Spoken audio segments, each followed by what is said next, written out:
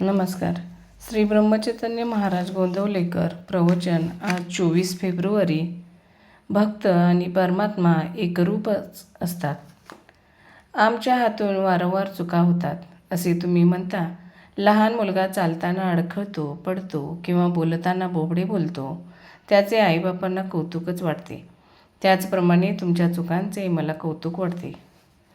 चुका सावरण्याच्या तुमच्या प्रयत्नांचेही तसेच कौतुक वाटते. म्हणून त्याबद्दल तुम्ही काहीही मनात आणण्याचे कारण नाही. गुरुने एकदा सांगितले की तुझे मागचे सर्व गेले, पुढे मात्र वाईट वागू नकोस. तर शिष्याने ते श्रद्धेने खरे मानावे. आपल्या हातून होणाऱ्या चुकांचे परिमार्जन नामच करू शकते. भगवंताचे नाम हे सर्व रोगावर रामबाण औषधच आहे. नामाचे हे औषध सतत थेंब थेंब पोटात गेले पाहिजे. ऑफिसमध्ये सुद्धा ते आपण सर्वांबरोबर घेऊन जावे. विद्वान, अडाणी, श्रीमंत, गरीब सर्वांना हे औषध सारखेच आहे. जो पथ्य सांभाळून हे औषध घेईल त्याला गुण लवकर येईल.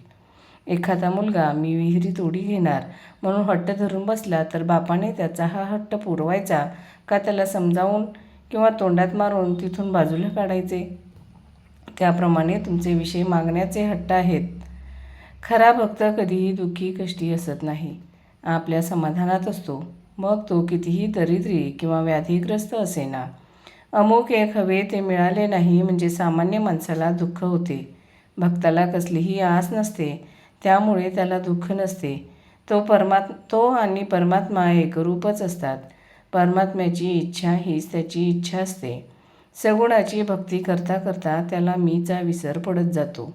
मी नसून तूच आहेस ही भावना दृढ होत जाते. शेवटी मी नाहीसा झाला की राम, कृष्ण वगैरे नाहीसे होतात आणि परमात्मा तेवढा शिल्लक उरतो. आजारामधून उठलेल्या अशक्त माणसाने जसे काठीच्या आधाराने चालावे, त्याप्रमाणे प्रापंचिकाने सगुण भक्तीने तरुण जावे. देहबुद्धी असणाऱ्या माणसाला सगुणा वाचून भक्तीच करता येणार नाही. भगवंताला आपण सांगावे की भगवंता, तुझी कृपा मजवर असू दे आणि कृपा म्हणजे तुझे स्मरण मला अखंड राहू दे. यातूनच त्याची भक्ती उत्पन्न होईल. भगवंता वाचून कशातही समाधान नाही. त्याच्याशिवाय जगण्यात आनंद नाही. जो भगवंताचा झाला म्हणजे त्याच्या नामात राहिला त्याला जगण्याचा कंटाळा येणार नाही.